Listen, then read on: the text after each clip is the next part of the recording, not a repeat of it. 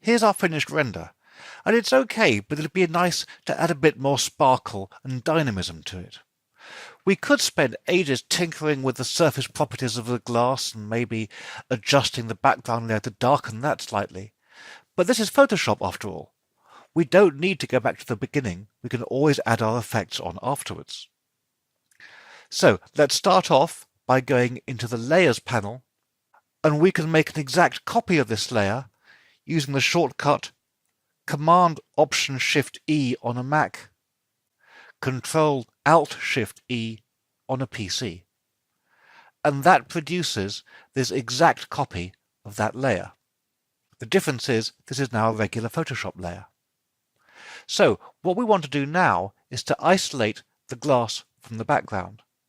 Normally, to load up a layer as a selection, you hold the Command key on a Mac, Control key on a PC. As I do so, you can see the icon changes as I hover over the thumbnail in the Layers panel, and clicking on that thumbnail should load that as a selection. Well, it's kind of done it, but because we've got such a complex object, it's got rather confused. So let's try another approach. We'll deselect that. Let's go into our 3D panel, and we can hide that background entirely by clicking on the little eye next to its name. We can't see that because we've got our duplicate layer on top, so let's hide that. And now here is our 3D layer with the background hidden. Let's try loading it again. Command on a Mac, Control on a PC, and we'll click on the thumbnail.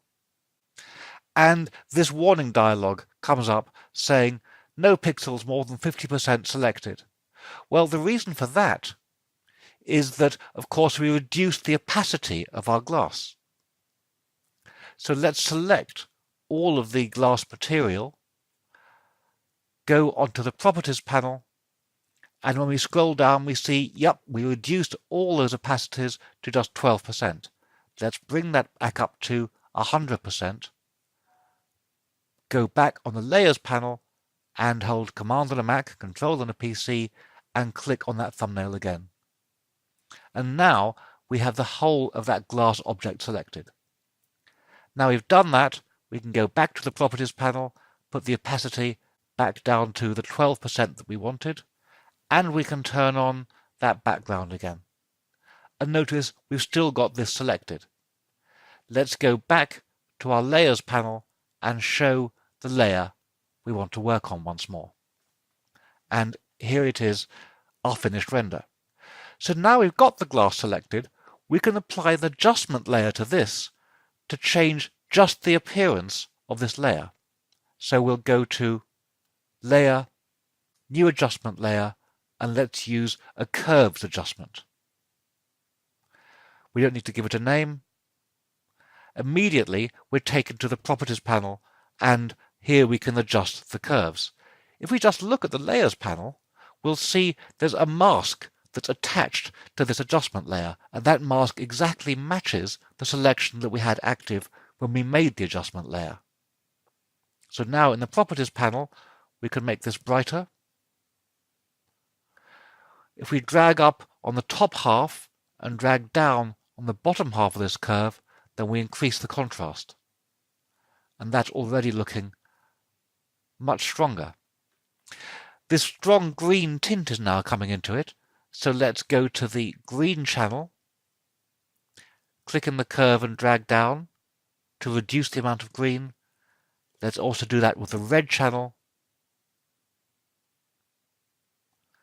and that's all looking rather stronger.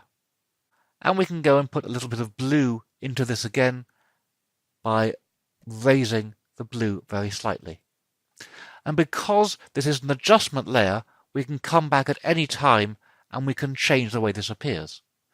So there's our much stronger glass. Now I think this is actually looking too strong, particularly the way that the wood refracts through this glass. Now we could go back to the beginning, make the glass more transparent and try it again, but here's an alternative approach. Let's go back to our Layers panel and let's hide the adjustment layer and the composite screenshot. Back in our 3D layer, I'm also going to scroll down and hide that background mesh, so we get just the glass type by itself. And now I'm going to render the scene once more, just showing that transparent glass, but with no background. And here it is at the end of the render process. Let's load up our glass as a selection by command-clicking on a Mac, control-clicking on a PC on the mask that came with the adjustment layer. And let's copy that. Now we'll reveal our composite layer again, and let's paste in our new layer above that. And when we bring our adjustment layer in as well, we get a much stronger effect. Now, in fact, this is rather too strong once more. So let's take down the opacity with this adjustment layer. And in fact, let's take down the opacity of our glass layer by itself just a little.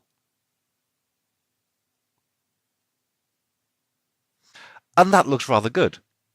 So this is where we started, by adding in a copy of the glass layer rendered by itself, and then an adjustment layer on top. We're able to produce this much stronger, much more impressive result. Sometimes you can do everything with 3D layers. Sometimes it helps if you just use the regular Photoshop tools to produce the result that you want.